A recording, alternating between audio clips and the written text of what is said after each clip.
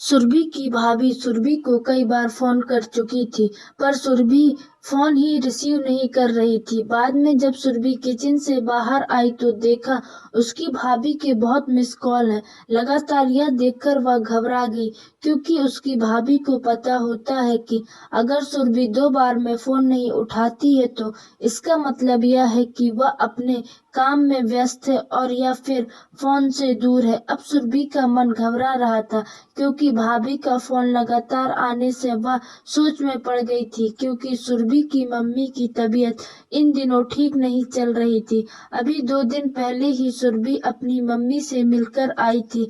फिर भी सुरभि ने हिम्मत करते हुए अपनी भाभी को फोन लगाया, और फोन जैसे ही भाभी ने उठाया तो सुरभि को रोते हुए कहा, दीदी, मम्मी जी हमें छोड़कर चली गई हैं। रात को अच्छे से सोई थी। सुबह आपके भैया और मैंने खूब उठाने की कोशिश की, पर वह नहीं उठी। तब हमने डॉक्टर को बुलाया, फिर उन्होंने बताया कि मम्मी जी अब नहीं रही। दीदी, आप जल्दी से घर आ जाओ। इतना सुनते ही सुरभि की आंखों से आंसू बहने लगे।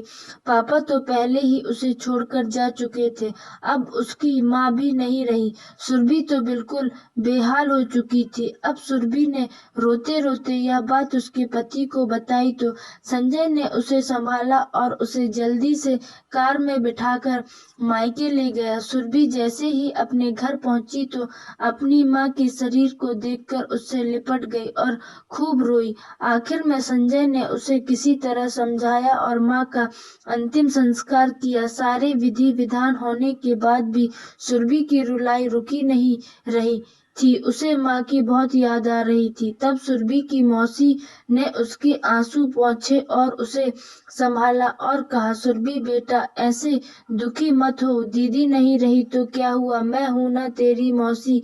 मेरा घर भी तेरा मायका है। तेरा जब मन करे तब आ जाना अपनी मौसी के पास। वैसे कहते भी तो है ना, मौसी मतलब माँ जैसी। बेटी, मैं तेरा दर्द समझ सकती हूँ, क्योंकि तेरे पापा तो पहले ही तुझे छोड़कर जा चुके हैं और आज दीदी भी चली गई। कहते हैं ना कि माँ के जाने के बाद तो लड़कियों का मायका ही छूट जाता है।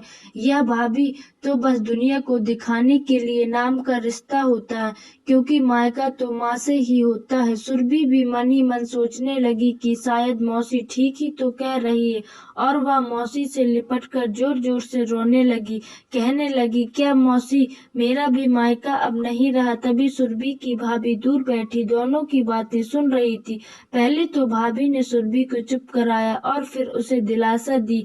फिर भाभी ने मौसी से कहा कि मौसी जी, आपने ऐसे कैसे कह दिया कि मायका केवल माँ से ही होता है। मैं मानती हूँ कि माँ का स्थान कोई नहीं ले सकता, लेकिन अभी दीदी के भैया भाभी जिंदा हैं और जब तक हम हैं दीदी का मायका हमेशा बना रहेगा।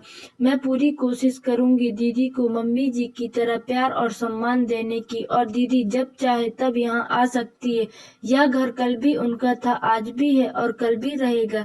मौसी जी, मैं भी एक बेटी हूँ और मेरा भी मायका है, और मैं अच्छे से जानती हूँ कि हम बेटियों के लिए मायका कितना महत्वपूर्ण होता है। मौसी जी, आप दीदी को अपने घर जरूर बुलाइए, पर उन्हें अपने भैया भाभी के प्यार से दूर मत करिए।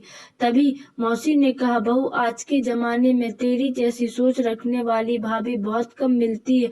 मुझे माफ कर दे, मैंने सुरभि को गलत राह दिखाई। तभी सुरभि अपनी भाभी के गले लग गई और बोली, भाभी, आज आपने मुझे विश्वास दिला दिया कि भाभी भी माँ के समान होती है, और मैं संतुष्ट हूँ कि जब तक आप और भैया हो मेरा मायका सदा बना रहेगा। और किसी ने कहा है ना कि भाभी माँ के समान होती है। आज आपने मुझे इस बात का विश्वास भी दिला दिया है।